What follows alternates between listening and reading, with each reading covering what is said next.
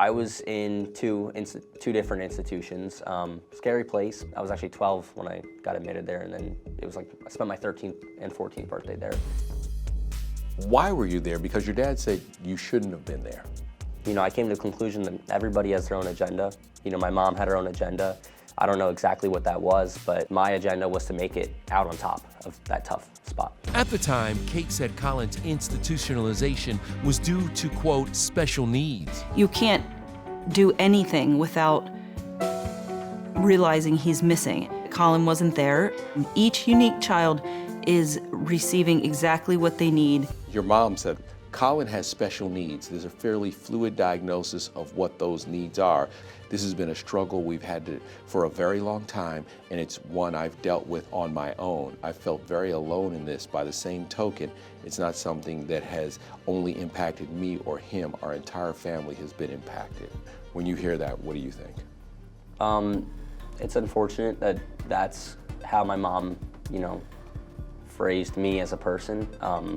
You know, I don't see those things, and I don't think anybody else sees those things, but if that's how she sees me, then, you know, that's her point of view, and I hope that if we met again one day, she would understand that, you know, it's not the case. But you shouldn't have been there is what you're saying to me. No. What did that do to your relationship with her? After being there, I didn't have a relationship with her. Even before that, I don't think we had much of a relationship, and I think that just kept tearing it even more down. Collin told me he was finally able to leave the institution after writing John this gut-wrenching letter begging for help. Quote, "You're my dad, my savior. Please help me. I'm counting on you to get me out of here. Daddy, I love you." You wrote a note to your dad. As a matter of fact, you might have even written it in crayon, and you asked him for help to get you out of that place. Right. What was going on? I was in a dark place mentally. I think being in a place like that does more damage than it helps you. So I was hopeless, and you know, I figured out how to write to my dad, and that was kind of one thing that kind of helped me mentally figure out that there was a way out of there, and you know, a second chance, you know, redemption, if you would. So it gave me hope in my future for sure. Collin moved in with his dad and twin sister Hannah. In 2018, John says he was granted temporary full custody. Your mom didn't show up to the custody hearing. Did it bother you that she didn't show up? It didn't really bother me. I mean, they just gave it to my dad, and you know, she wasn't there to put her word in, so that's what happened. How has life been for you and Hannah together? Hannah, I would do anything for my sister, and I love her to death. Hannah, she was a big part of, you know, my emotional support. She helped me out a lot, and still does to this day. You know, she does so much for me. How is your relationship today with your dad? It's good. I would say it's like every other son and dad. I mean, we butt heads a lot. It's just pretty normal. Sadly, Collin's relationship with Kate and his 6 other siblings remains estranged, but he is hopeful that eventually it can be rebuilt. It's a mommy and a baby bear. It's supposed to be me and you. Oh, well, where's everybody else? If there's a message you could send to your mom, what would you say to her? It's unfortunate that we didn't have a relationship. I think every son wants to have a relationship with their mom, but I'm doing very well, and yeah, I think I'm good. So. But you would love to have a relationship with her if you could? Yes, it would be ideal. Do you get to talk to your other brothers and sisters? No, I have not spoken with my siblings in probably like 5 or 6 years now, and it's tough. You know, I would love to have a relationship with them. I would love, you know, for us to one day come together, you know, have dinner together, talk, you know, just have the relationship and catch up on the things that we lost, the time that we lost. Do you want to send a message to them? Because I'm sure they'll see this. I love my siblings. I mean, you know, I love them to death. You know, they're the only. Sorry. No, I get it. There's nothing like the bond between brothers and sisters.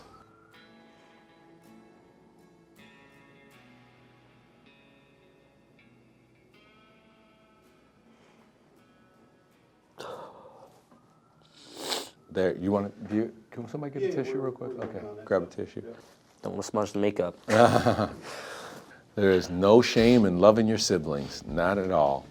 Yeah, can you actually just re-ask the question? Yeah. What would you like to say to your siblings? I I love them very much, and you know, kind of how I see it is without parents involved, it's just me and them, and I really hope that, you know, one day when I have kids that, you know, my kids will know their aunt and uncles. Well, what's the biggest misconception about you? The biggest misconception about me is that I'm incapable, or you know, that you know, I'm still kind of hung up on the things that I've been put through, because I'm not. You know, I work just like everybody else. I go to school. You know, I hang out with my friends. You know, my life is great. But Collin's busy schedule did lead to a terrifying scare earlier this month when he fell asleep at the wheel and flipped his car. I look at this picture. That's scary. That is scary.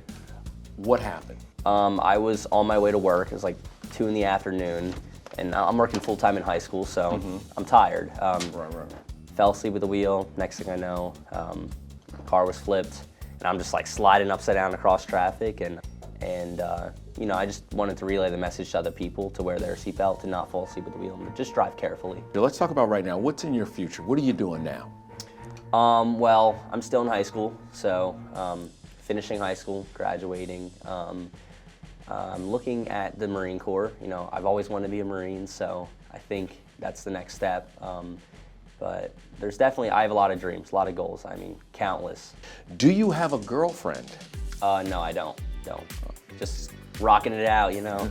Would you ever do reality TV again? You know, I think, you know, I've become somewhat of a natural at it, so I think it'd be cool to kind of do it now that I'll probably remember the memories of it, and I'll see it a little differently too, versus not remembering it when I was younger. Thank you so much. What do you remember about doing the show? Well, I don't remember like the depth of it or like the little details. Something that you never forget is like the presence of the cameras. Like there's always cameras there. They're always on you. Collin is stubborn, yet kind. Fans watch Collin since he was 3 years old, growing up on TV. John and Kate Plus 8 was one of TLC's highest rated programs ever. Can you stop breathing so loud, honey? He's like... It was such a phenomenon that in 2009, 10.6 million viewers tuned in to watch John and Kate's televised separation announcement. Kate and I have decided to separate. I'm not very fond of the idea, personally. Do you wish your parents could have stayed together and worked things out? You know, it would be nice. Nobody wants their family to be torn apart, but I do wish they could have made something work out. They don't speak now. Do you wish they could at least they would speak to each other? If they had the capability of co-parenting, that would be nice. You know, they don't need to be best friends, but it would have been nice if they could be adults about it and get along and do it for the sake of their kids. If you guys hadn't done that reality show, do you think your family would be intact? I think so, yes. You know, I think the pressure of being in front of the whole world, and you know, every mistake you make is out there. I think that was a big influence of them not being together, and I definitely think they'd still be together. So John and Kate Plus 8 basically ruined your family? I think so, in my opinion.